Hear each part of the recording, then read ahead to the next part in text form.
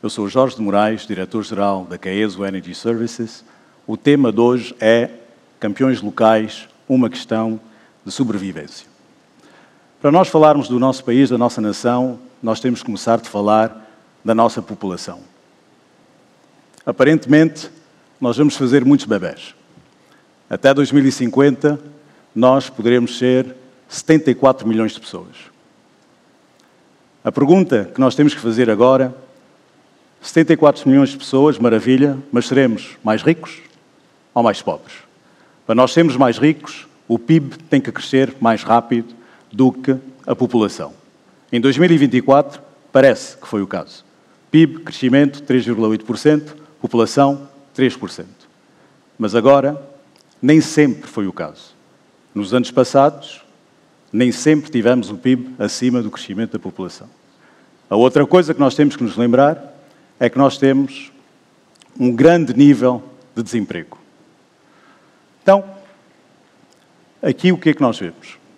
Nós temos que imaginar que daqui a 2050 nós temos que ser capazes de criar uma economia que seja capaz de absorver 2 vezes mais pessoas do que aquela que nós temos neste momento. Nós hoje estamos à volta de 37 milhões de pessoas, em 2050, 74 milhões. E aonde é que estas 74 milhões de pessoas vão crescer? Sobretudo nas cidades. Agora imaginem, Luanda já tem 11 milhões, estima-se. 22 milhões. Em Luanda, onde é que estas pessoas vão morar? Onde é que estas pessoas vão andar? Onde é que estas pessoas vão comer? Onde é que estas pessoas vão trabalhar? Onde é que estas pessoas vão estudar? Portanto, o desafio é grande, gigantesco, enorme. Então nós temos que crescer. Mas vocês estão a ver que crescer nem sempre corresponde a desenvolver.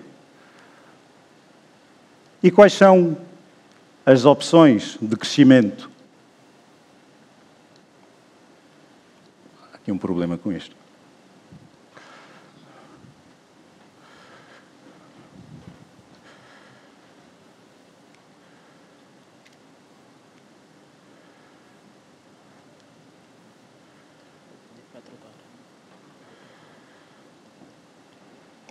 Desculpem esta pequena interrupção.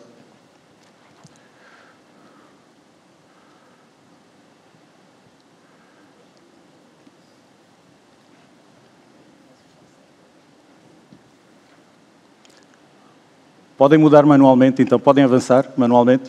Pronto, quais são as opções de crescimento que nós temos? Nós temos um gráfico que está a mostrar a evolução do PIB de 2002 até 2050. Nós temos uma primeira fase, 2002 até hoje, 2025, em que nós vemos claramente que nós temos uma certa inconsistência e dificilmente nós conseguimos passar o nível de 100 mil milhões de dólares de PIB por ano.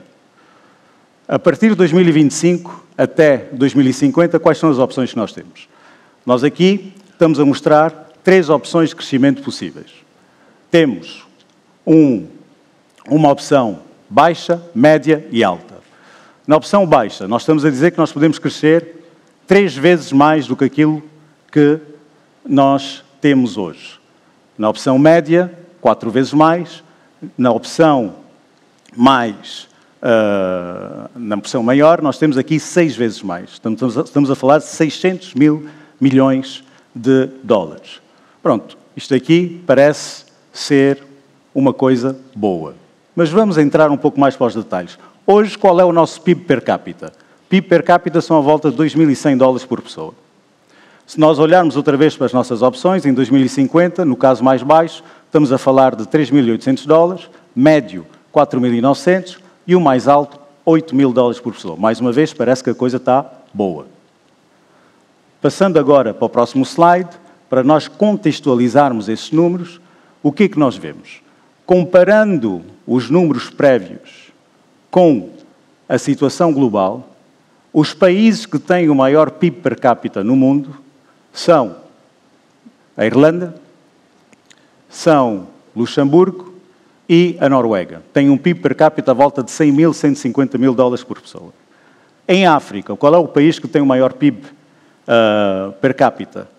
Aqui nós estamos a falar da Guiné Equatorial, à volta de 7.500, eu arredondei a 10.000, não sou economista. Depois nós temos um nível intermédio, e no nível intermédio nós temos a Namíbia e o Botsuana, à volta de 5.000. Nós, sempre, 2.000. Abaixo de nós temos a RDC, um pouco menos de 1.000. Se nós compararmos esta informação com o slide precedente, o que é que isto quer dizer?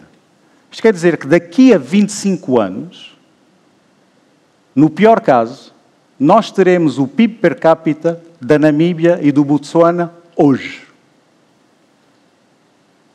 Se nós olharmos outra vez para o slide precedente, isto quer dizer que, no melhor dos casos, daqui a 25 anos, nós teremos um PIB per capita equivalente ao PIB per capita da Guiné Equatorial hoje. Portanto, vocês estão a ver que os cenários precedentes de crescimento devem ser questionados. E aqui, a outra coisa que é importante, para nós expandirmos e olharmos com isto com um pouco mais de detalhes, nós temos que saber também como é que esta riqueza é distribuída. E nós, para isso, nós temos que olhar para o Gini Index. E o que é que eles nos diz? A nível mundial, o Gini Index está à volta de 36. E nós vemos que os países mais desenvolvidos têm a melhor repartição de riqueza, têm um Gini Index mais baixo. Nós estamos a ver, segundo esta tabela, em todo caso, que os países em desenvolvimento têm um problema de distribuir a sua riqueza. A Angola está à volta dos 51. Olhando para a Angola com um pouco mais de detalhe, próximo slide, o que é que nós vemos? Aqui, o que eu tentei fazer é pegar no PIB per capita de Angola, $2.000, e ver como é que ele seria repartido pelas várias camadas de população. E aqui o que é que nós nos apercebemos? Um clique, se faz favor. Aqui o que é que nós nos apercebemos? Mais outro. Que 20% da população ganha mais do que a soma dos 80% restantes. Estes são os números que eu consegui recuperar. Certamente não estão atualizados, pois os economistas podem ajudar-me a ter números mais atualizados, mas aqui o importante é termos uma base de discussão. Portanto, 20% da população ganha mais do que a soma dos 80% restantes. A outra coisa que nós vemos é que as duas camadas mais pobres, os dois primeiros quintis, portanto 40% da população, concentra mais ou menos 12% da riqueza. Claramente aqui nós temos desigualdades grandes. E estas desigualdades geram problemas. Próximo slide. Com calma. Com calma. Volto para trás. Obrigado. Próximo slide. Primeiro problema. Jovens sem desemprego. Segundo problema. Nós temos aqui uma dependência externa. Terceiro problema. Nós temos aqui uma grande desigualdade social. Num país em que a população continua a crescer e num país cada vez mais conectado. Nós estamos literalmente sentados em cima de uma bomba relógio. E nós tivemos vários indícios, estamos a ter vários indícios desta situação e não podemos continuar a ignorá-la. Portanto, aqui qual é a solução? Crescer não é suficiente. Se nós olharmos para a nossa região, nós apercebemos que as maiores economias, neste caso a África do Sul, é a economia que tem mais desigualdade social. Depois temos a Namíbia, temos Angola e temos nós. Alguns de vocês vão dizer, calma aí, a África do Sul e Namíbia têm uma história completamente diferente da nossa. Verdade. E o professor Alves já disse no primeiro dia que nós não podemos falar de economia sem falar de história e sem falar de geografia. Mas, ao mesmo tempo, nós temos que nos lembrar que a nossa indústria é uma indústria extrativa e distribui mal.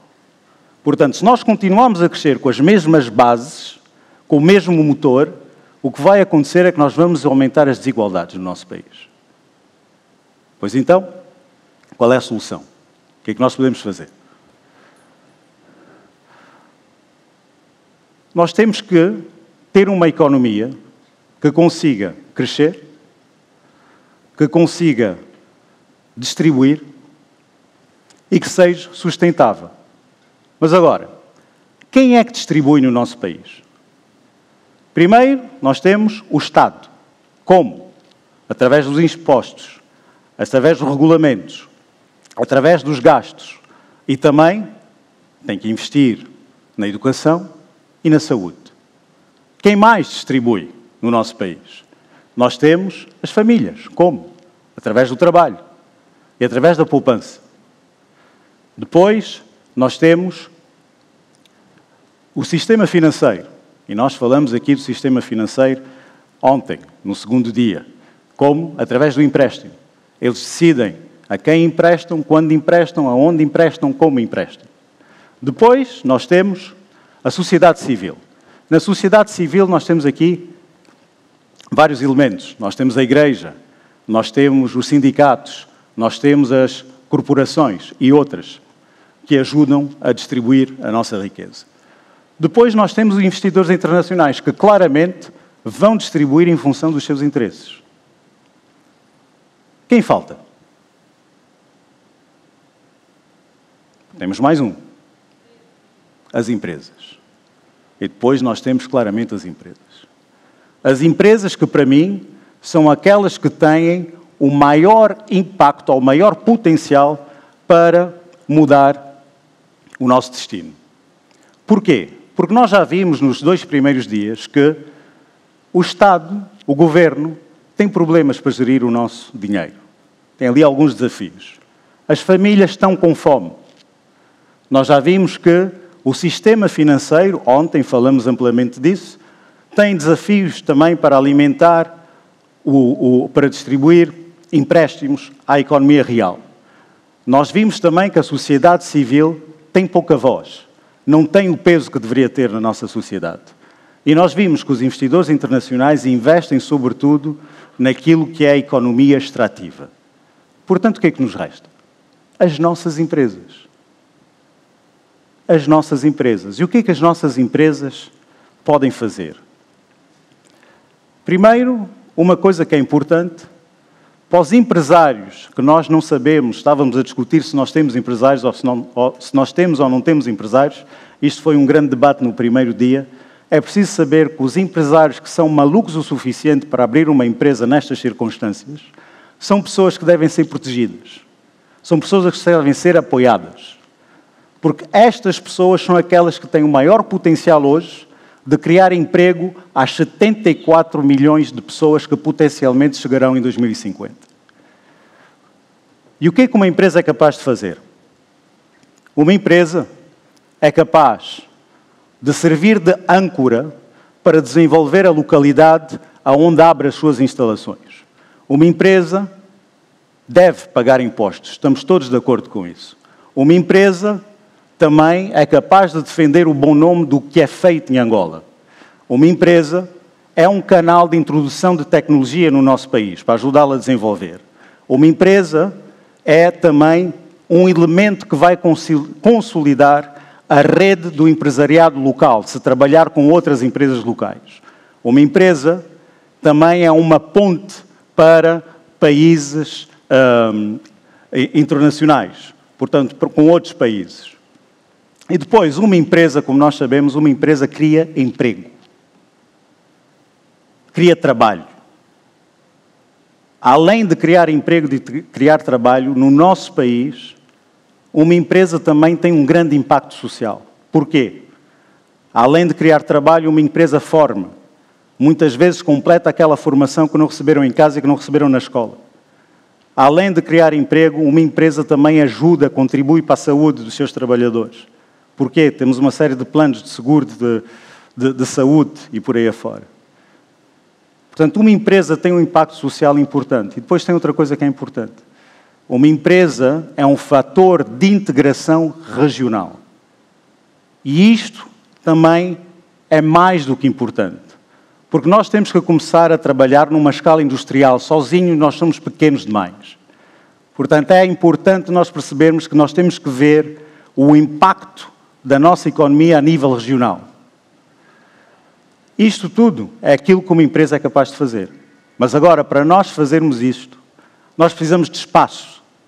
Nós precisamos de uma base de trabalho sã, cada um dos elementos que estão aqui são uma oportunidade, mas estão cheios de desafios. Se nós pegarmos, vamos lá ver, o caso de Âncora, na localidade onde trabalho. Então vejam lá, aqui em Angola, nós temos que pagar alguém que não é dono da terra, para ter acesso a quem é dono da terra, para comprar uma terra que nunca vai ser nossa. Onde é que isto faz sentido?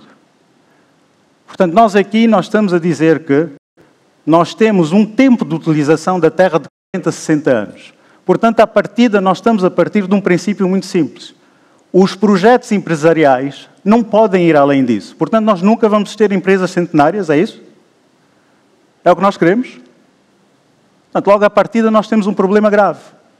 Além disso, nas localidades onde nós operamos, onde nós abrimos as nossas instalações, nós precisamos de serviços. Precisamos de eletricidade, precisamos de água, precisamos de saneamento básico. Muitas vezes não existem. E quando nós fazemos o necessário para que existem, somos multados. Portanto, como é que nós vamos operar nessas circunstâncias? Pagar impostos, maravilha. Queremos todos pagar impostos, mas a partir do momento em que eles sejam justos, lógicos e que façam sentido no nosso mercado. Eu venho da indústria petrolífera. E uma coisa que para mim é clara é que o IVA não foi feito para nós. O IVA foi feito para a indústria a retalho. Eu pago impostos sobre uma fatura para a qual ainda não fui pago. E nós sabemos que aquilo que mata as empresas é o cash flow. Portanto, como é que aqueles que deveriam estar a proteger as empresas, a fazer com que elas cresçam, estão a matar as empresas? Não faz sentido. Depois, nós temos aqui o prestar serviços de confiança e defender o bom nome do que é feito em Angola. Graças à Petrangola, graças ao Patrício, hoje é sabido que o conteúdo local no setor petrolífero representa apenas 2%. Porquê? Em grande parte é uma questão de confiança. Os nossos clientes potenciais, que são empresas estrangeiras, operadores internacionais, ou prestadores de serviços internacionais, não confiam na nossa capacidade. Não confiam na qualidade do nosso trabalho. Não confiam que nós conseguimos prestar trabalhos com segurança, nem a tempo. Porquê? Simplesmente porque quem tem o dever de ter a certeza que quem opera neste setor são empresas qualificadas, não o faz. Todo mundo entra. Resultado, temos uma reputação péssima. E não confiam em nós. Depois, canais para a introdução de nova tecnologia. Nós, para comprar nova tecnologia, para melhorar a nossa produtividade, nós precisamos de moeda forte. Dólares, no nosso caso. E não temos. E eu não consigo perceber o porquê. Isto é um ponto que já foi debatido muitíssimas vezes pelo Patrício, uma série em diversas conferências, e eu não percebo porque é que nós não temos acesso aos dólares. Isto em si não seria um problema, se nós estivéssemos todos no mesmo pé de igualdade. Só que não é o caso. As empresas estrangeiras têm acesso aos dólares, nós não. Porquê? Porque nós criamos um regime para as empresas de conteúdo local e nesse regime está dito que nós só podemos receber em kwanzas. Mas então, em que país é que faz sentido empresas internacionais terem mais direitos, mais facilidades do que empresas locais? Não percebo. Depois, aqui, as empresas locais têm que trabalhar com empresas locais. Só que é o seguinte, na nossa economia, aonde é que está o maior mercado? Está no mercado negro, no mercado informal. Faria todo o sentido, empresas formalizadas, como a CAESO, por exemplo, conseguir trabalhar com as empresas do mercado informal. Só que eu não posso. Não consigo. Porque a AGT não me deixa. Não é legal. Mas então, se nós queremos distribuir o dinheiro, ter o maior impacto aonde nós temos mais população, por que não criamos uma ponte que nos permita justamente trabalhar com essa camada? Por que não criamos uma ponte que nos permita, pouco a pouco, aumentar o cash flow dessa camada? Por que não criamos uma ponte que nos permita formalizar a economia dessa camada? e criar esta transição progressiva. A outra coisa, uma empresa, uma economia faz com reputação, confiança. As nossas instituições trabalham ainda de uma forma muito empírica, muito inconsistente. E isto, logicamente, afeta o nosso crescimento. E depois, naquilo que diz respeito aos nossos trabalhadores, eu digo isso com muita dor, mas é verdade. Os nossos trabalhadores não são competitivos. Eles são caros e não produzem ao nível que é esperado. E nós sabemos porquê. Nós vimos isso no primeiro dia, nos primeiros painéis, quando falamos de educação, quando falamos de saúde. Agora é o seguinte, e isto é o que me preocupa mais. A própria LGT perpetua esta situação. Porquê? Porque ela, de uma certa forma, influencia os fluxos normais do recrutamento e do despedimento. Agora o que eu me pergunto é o seguinte, nós estamos a falar de liberdade de movimento de pessoas e bens em África. Quando o mercado abrir, quando não houver mais fronteiras, nós vamos conseguir competir? A nível de pessoas, a nível de empresas, vamos conseguir competir? Portanto, o que é que nós estamos aqui a criar? Portanto, estas são as perguntas que nós temos que fazer. Portanto, sim, as empresas são capazes de fazer isto tudo.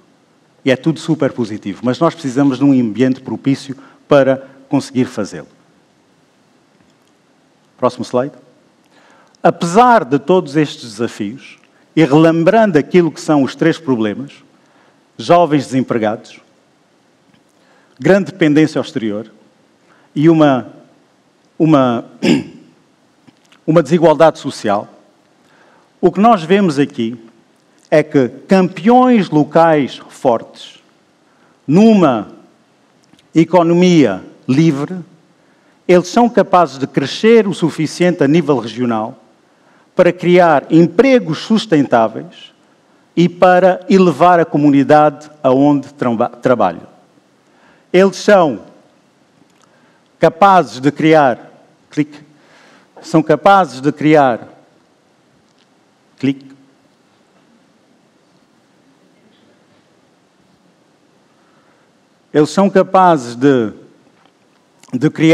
receitas para eles, para o Estado e para a região.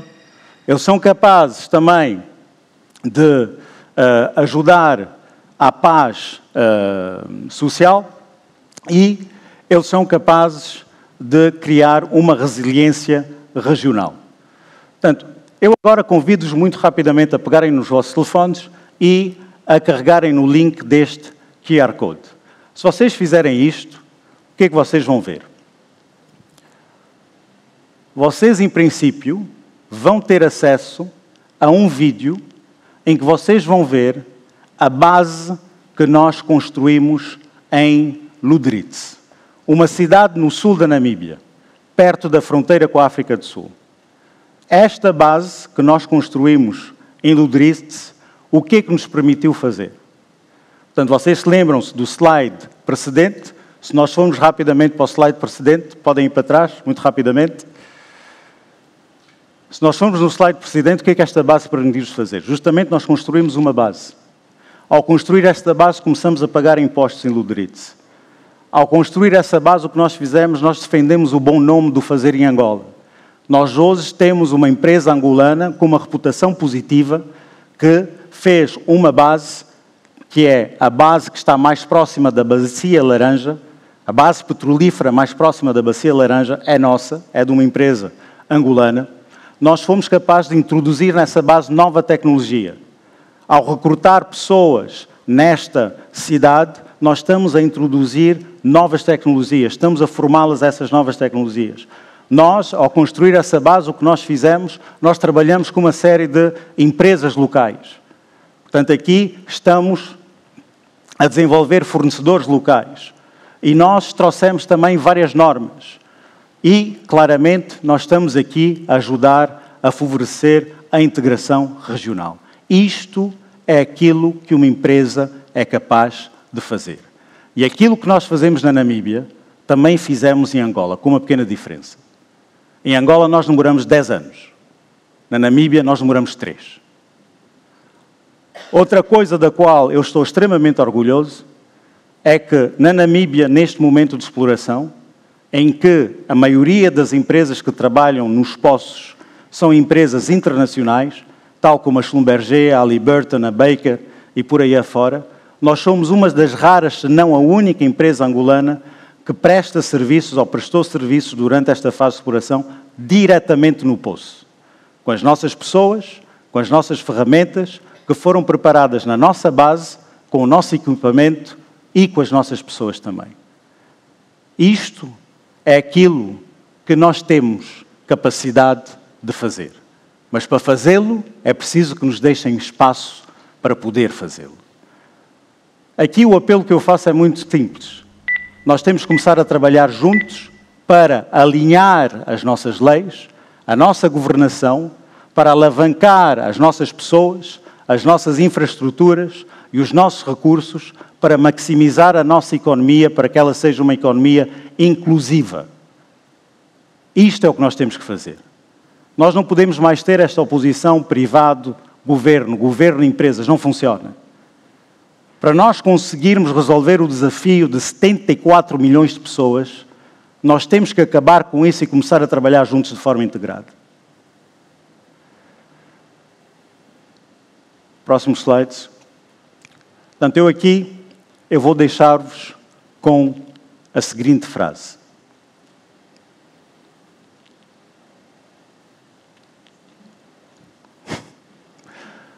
Porque nós somos filhos da terra, a Caeso é mais do que um negócio. A Caeso é compromisso. Muito obrigado.